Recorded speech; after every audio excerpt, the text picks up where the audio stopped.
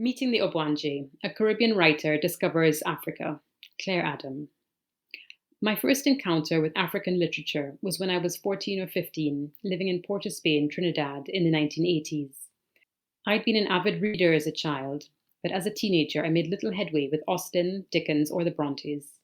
I gravitated more to Americans, Fitzgerald, Hemingway, Miller.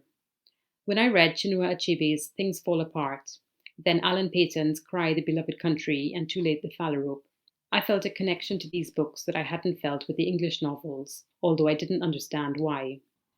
In my mid-20s, when I was starting to write, I came to Doris Lessing and J.M. Coetzee, and I realised what had stirred me about these African novels. Simply that the physical reality of the characters' lives was similar to the life I knew in the Caribbean. In Lessing's The Grass is Singing, think of that little wooden house with the tin roof, the big dome of the unblinking blue sky above, that merciless blazing sun. In Things Fall Apart, see how much happens during the cool of the nighttime, how people's lives are organised around the need to avoid the midday heat. Though I'd never felt the need to see myself as a Caribbean child reflected in a novel, I do remember, in Cry the Beloved Country, reading about the red-brown dust that clings to the soles of people's feet, and feeling the shock of recognition, and thinking, but that's just like us. In my early 30s, from around 2005 onwards, I was writing more seriously and noticing that new African or diasporic novels were gaining recognition. I read Nigerian-British writer Diana Evans's novel, 26A, partly as research, and partly because we lived in the same neighbourhood in London. Later, I read Chimamanda Ngozi Adichie, Nigeria, and Petina Gapa, Zimbabwe, because I discovered that my editor at Faber had published both authors. What struck me was the clash of old and modern Africa. The houseboy in the opening chapters of Adichie's Half of a Yellow Sun, who's amazed by the toilet in the fridge, for example.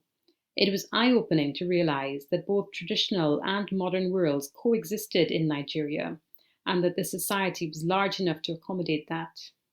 In Gapa's short story, Our Man in Geneva Wins €1,000,000, a Nigerian man in Switzerland responds to a scam email and ends up transferring his life savings to a fraudulent account and losing everything. Again, it was the clash of worlds that struck me and the human cost of individuals falling through the gap. Overall, I have the sense that African writers are setting the pace in the fearlessness with which they approach potentially awkward subjects. In the novel Americana, for example, I was impressed that Adichie so bluntly drew a distinction between American blacks and African immigrants to the USA, exposing a cultural gap which perhaps had previously been denied. Another example is the, as I perceive it, change in the treatment of spiritual ideas. In 2005, in Evans's 26A, the Igbo concept of ogbanje spirit possession is used as a metaphor throughout the novel, yet the word ogbanje is never used, and one character privately calls the concept a load of haddock. Fast forward to 2019, and in Akwaeke Emezi's novel Freshwater, the ogbanje is now centre stage, in person, controlling the narrative, and very convincingly. As a Caribbean writer, if there's one thing I can learn from African literature, it's to allow myself to be bolder in my own work and my own thinking, to meet the ogbanje head on.